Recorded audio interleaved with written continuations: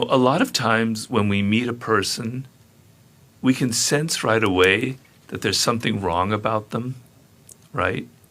And I tell people who get into toxic relationships, you know, can you go back to that moment when you first met them?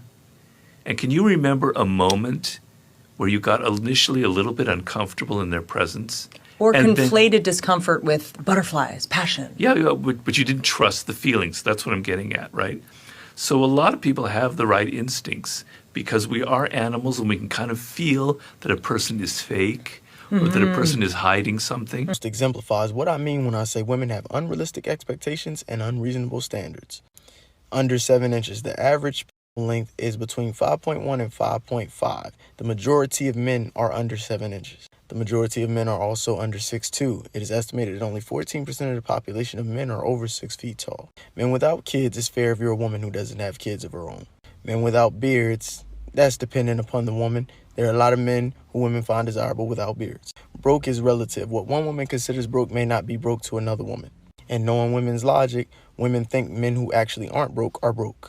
Men with braids, no correlation. Photographers, no correlation. Rappers, no correlation. Men who claim to be alphas, no correlation. Men who watch anime, no correlation. Gamers, no correlation. Just random shit this woman has rationalized, and really this is a list to teach you women how to be single, because your chances are already slim. You just made them 0.0001 with a list like this. Rename it to how to perish alone.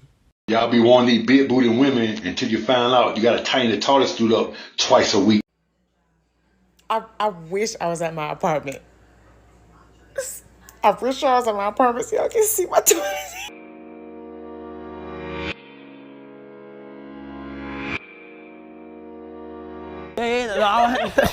Kind of look like he's crazy. If you can make a girl laugh and giggle, you can make that ass laugh and jiggle. Hey, Mom. Yeah. Why'd you choose Dad? Hey, Dad. Why'd you choose Mom? I didn't choose that. I was down on my luck.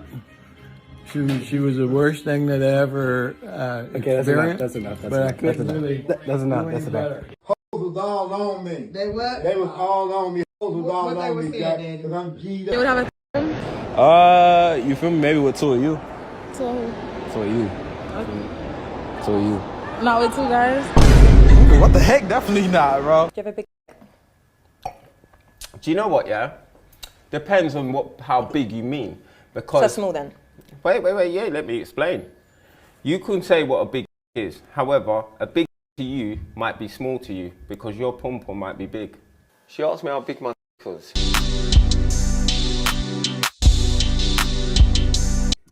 This is to my girlfriend, Jenna. Don't ask. How old are you though? I'm 5'4". You 5? No way, stand up. 5'4". There's no way. There's no way. Why would I stand up? There's no. You feel me? Because I study in hygienetics, so I can like tell by like analytics. So if you stand up right now, I can just.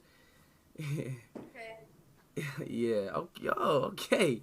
All the way, turn around so I can see like the hygienetics of your fundamental. These dogs in your front yard? Just know upstairs I'm going hard. Bing bong. Check the mic and make sure it sound right, boys.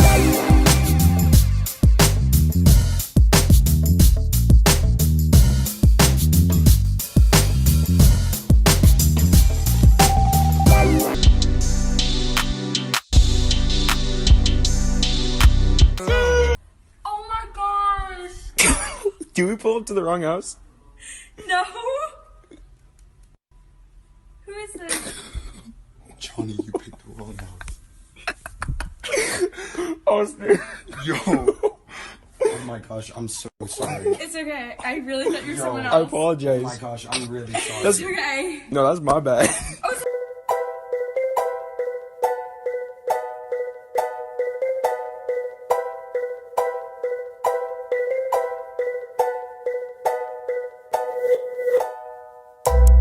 Take off your blindfold.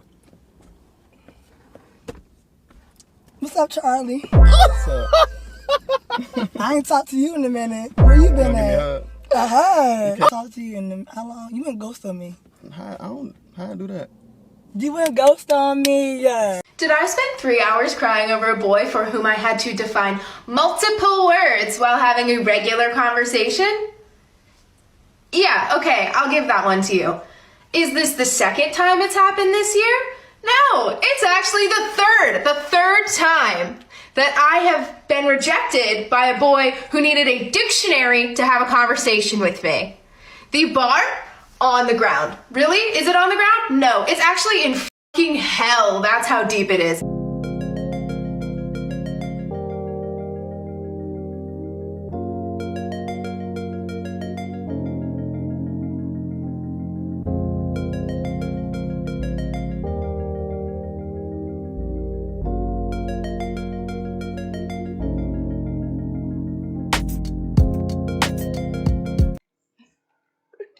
How strong you need him to be? I got mega knees, so. Let me feel. So she got mega knees. Shit. That's enough. That's enough. Yeah, that motherfucker feel bold though. Hold up. That felt like a linebacker knee. Hey, hold up. That motherfucker feel like it's pressing a squat. Hey, hold up. Hey, hold up.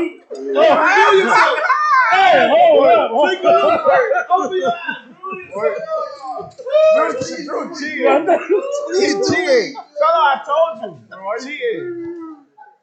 Bro, you cheating. He said, let's go to the fact that he is gay. He is a man.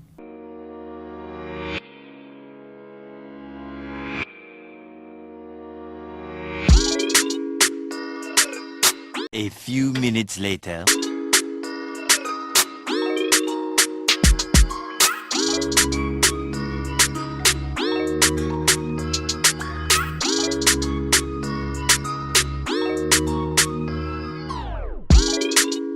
So once upon a time, I was a junior in college in a sorority, and I got asked to a formal, and I didn't think the guy was that cute, but it was a formal, and it was in Chicago, and I had never been to Chicago before. I really wanted to go to Chicago, so I sucked it up and I went, and I was like, probably have a good time anyway. So he was super nice, we had a great time, he was super polite, just good guy. So we ended up hooking up, even though I was not attracted to him, but I was just attracted to the personality, you know?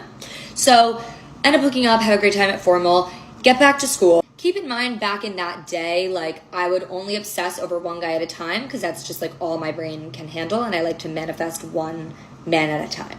What? Manifest the man. So I'm having a phase where I'm kind of into getting attention from him, hooking up with him. So we're out one night and I'm out with my friends and he's out with his friends and I see him and I'm like, he's not giving me time of day, what the hell? And obviously, even if I don't like someone, I will like them more if they are not giving me time of day. I will make it a point to make sure they do give me that time of day so I can feel satisfied. So we part ways. I don't see him for the rest of the night.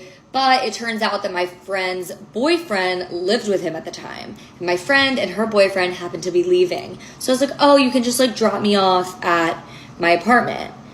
Or wherever I lived at the time. Somehow, I decide to get out and go inside with them by myself.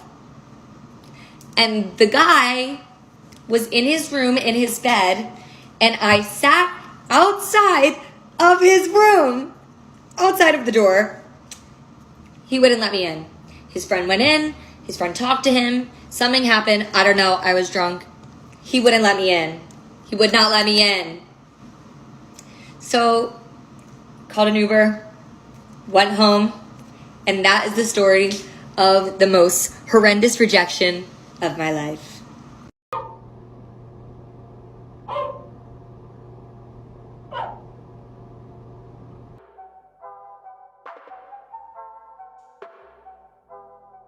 How about you leave her the fuck alone and let her be busy? If she wanted to, she would. You are dealing with a person who doesn't even want to respond to you, doesn't want to spend time with you, nothing. Why do you even feel like this is worth investing yourself into? What type of investing is this? I mean, if we took it to stocks, you're investing with zero return. And then you say, okay, not only am I getting zero return on my investment, I'm losing money. I'm losing money on my investment. What do? I slap in more money. You'll be broke in a week. You'll be broke in a week, my boy. I'm a person who's a bad texter, right? But even I compensate for my texting by saying, you know, when I spend time with you, we won't be distracted. I won't be texting and on the phone with somebody else. I won't be in my streaming room. When I spend time with you, it's me and you. We locked in. We one-on-one. Undivided, full attention. You know what I'm saying? We focus on each other. And we sharing our intimacy. I'm not doing all this weird stuff. I'm not making you feel uninvited in my space. I'm not making you know what I'm saying? But I know I'm a bad texter. But I make up for that when I link and when I spend time with them in person.